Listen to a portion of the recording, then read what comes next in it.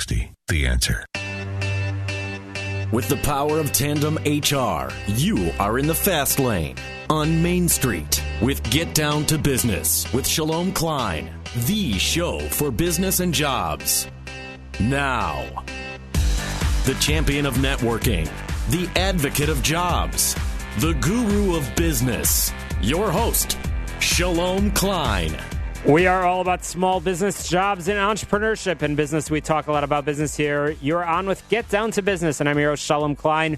Remember, you can always download podcasts from Get Down to Business on my website at shalomklein.com. And while you are there, don't forget to follow me on Twitter at Shalom Klein. It's a live show this week. You could call into the show, ask questions, share your comments at 312-642-5600. 312-642-5600. We've got a fantastic lineup of guests, and I am joined first by my friend Colleen Sen. Colleen has written a number of books, actually another book coming out real soon, a frequent speaker on the subjects of many, many things, but specifically lately she's been talking quite a bit about the growing phenomenon of food trucks. So I want to certainly spend a few minutes discussing that. But Colleen Sen is a Canadian-American translator and author, and she has specialized in Indian cuisine, something that I absolutely love. So Colleen, it is a great honor to have you here on the show on Get Down to Business this evening. Oh, thank you so much for having me on, Shalom. Absolutely. So Colleen, you've written quite a bit, and it's really been fascinating following your writing. But Colleen, I'm always interested in the story behind the person. How did you get interested in the world of a culinary cuisine and cultures around the world? Well, it started as kind of a sideline. I worked for 35 years at an energy research institute, but I always liked to write. And I used to do freelancing, for the Chicago Sun-Times, the Old Daily News, Chicago Tribune, and I'd write a lot about Indian food because nobody was really writing much about it. As you know, my husband Ashish is Indian, and his mother was a well-known writer in India and wrote a lot about food. So it was kind of natural that I would start doing that. And then when I retired a few years ago, I decided just to devote myself full-time to writing and to write books, which I find much more satisfying. So it's really turned into a whole new other career. It's and we're very lucky that you have turned it into a career. And I know that you have some exciting works that are coming very, very soon. So we're certainly looking forward to following your upcoming writing. I know in the past, actually, a little known fact about our guest Colleen Sen is that you've actually participated in chess competitions as well. So there's a lot behind your story, isn't there? Well, actually, it's funny. That's how I got into writing. Now you mention it, that in my PhD is in Slavic languages, although I've never used it. And in the early 70s, you remember when Bobby Fischer was the really big news? He was challenging and beating the Russians for the first time. So a lot of Russian chess players used to come to Chicago. So we had Korchnoi and we had Karpov, who became world champion. We had Petrosyan. So I was kind of recruited as their interpreter. And I remember once we took them to meet the old Mayor Daley. We took him to his office, and Judge Layton, who was, I don't know, he was a very distinguished judge and a chess player, so he arranged all that. So then I just started, the Daily News was really interested in people who could write about chess, but not like moves and things like that, but from a human standpoint. And since I'd met all these chess players, I could, write about them. I'd do profiles. So in a sense, that's how I even got into writing. And one more thing was Ms. Magazine had just started. So somebody said, why don't you try them? So I sent them a letter, and they wanted an article right away. So that was kind of my break into, big time magazine writing. So it all came from chess. It's fascinating, and I know one of your books is Turmeric, the Wonder Spice, but you've actually gotten quite a bit of acclaim for your book, Feasts and Fasts, The History of Food in India. Again, as I mentioned, as I introduced you, something I'm very, very fascinated by, and Vogue included that book in the list of its top it's 16 best cookbooks of 2015, and wrote that it's an irresistible addition to your kitchen shelf. The history inside is richer than any Indian dish that you've ever tasted. But Colleen, we are in Chicago, and Chicago has quite a bit of food ourselves. But many of our listeners are in the business community, and many of them work downtown Chicago, and they walk up and down the street. And certainly there are many fantastic restaurants to pop in for lunch or to take a client out to eat. But interestingly enough, the real scene is actually not in those restaurants anymore. It's actually the food trucks, and that's taking place around the world.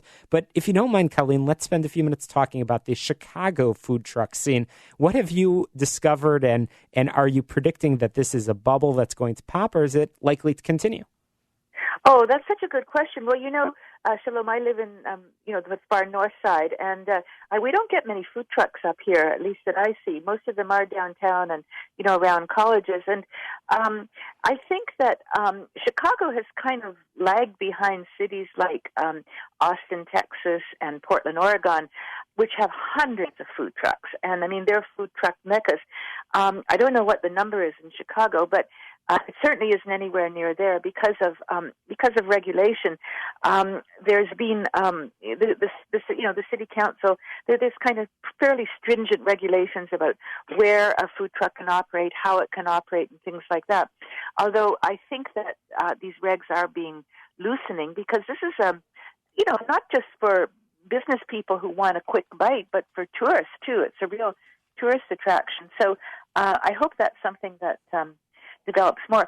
There's one interesting thing that, restaurants have been afraid of food trucks because they say it takes away business. But actually, the Labor Department here did a study, and they found that where there are food trucks, it actually enhances employment throughout the entire industry, including restaurants. So it doesn't really hurt them. It really benefits everybody. Very, very interesting. You're right. It's an enhancement to the business community. It's an enhancement to the food scene, and hopefully we'll see it spread throughout the city, and might I add the suburbs as well. But Colleen, you certainly have a passion for travel, and you've explored in more places than most people that I know. Where is your favorite foodie scene around the world? Oh gosh. That's a good question. I go to India all the time because my books are kind of bestsellers there, which is I just totally didn't expect. This is just an amazing thing. So I was 3 times in the past year. I'll be going again. So I guess I know the Indian street food scene pretty well. Street food is such an important part through most of the world. People get about maybe half of all their meals just by buying street food because it's cheap and it's nutritious and it's readily available. So, but I think, Southeast Asia also has fabulous street food. That's great. Thailand, Malaysia, places like that. Colleen, since so many of our listeners are from the business community, some might call some of the folks that have called into the show in the past entrepreneurs. Do you believe, again, sort of switching gears back to Chicago, do you believe that Chicago has a strong, and I'm carefully phrasing this question, but a strong enough entrepreneurial community, specifically in the restaurant world? I know so many cities you seem to see not just the chains, but actually a lot of just mom and pop operations, families that decide to open up. Maybe they'll sample things with a food truck, see what the market's like. Do you believe that Chicago compares to other cities, perhaps in the United States, that you visited? That's a good question. A lot of the food trucks are really opened by young people. I think most of them are actually that I've seen. And because this requires less capital than opening a brick and mortar restaurant. So that certainly is an attraction for people like that. I really haven't seen any statistics about how the food truck industry is growing in Chicago. I wish I'd beefed up on that a little bit more. But I think Chicago. I asked you we weren't going to talk about my next book, which is the Chicago Food Encyclopedia. But I have to say that Chicago has been in the forefront of innovation and in every aspect of the food industry. Sure. From the 19th century, so many things have been developed here. This is really, a driving force. And I think that it's probably the great food city in America. I would say that even better than New York or San Francisco, because there is so much innovation, both on the very high end and on the ethnic end, too. I mean, we have a great ethnic food scene here. Sure. Well, Colleen, I don't want to give it all away because I want to make sure our listeners certainly will find your new book. But also, I know you have an upcoming speaking engagement actually in the Skokie area that hopefully our listeners can come out to. And we are running out of time, so I want to make sure that we share that information. Colleen, when will you and your co-author be speaking about this Chicago food scene? Well, it's going to be on street food. It's going to be at the Skokie Public Library on Saturday, October 14th, between 1 and 2:30. And I should say that the book that we were talking about is called Street Food, Everything You Need to Know About Open-Air Stands, Carts, and Food Trucks Around the Globe. So if I can put a little plug for that. Absolutely. Check it out. Okay. I know it's available, very, very readily available online, so check that out.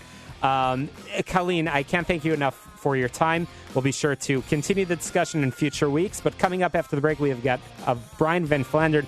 Also, fantastic conversation. We'll be right back. Stuck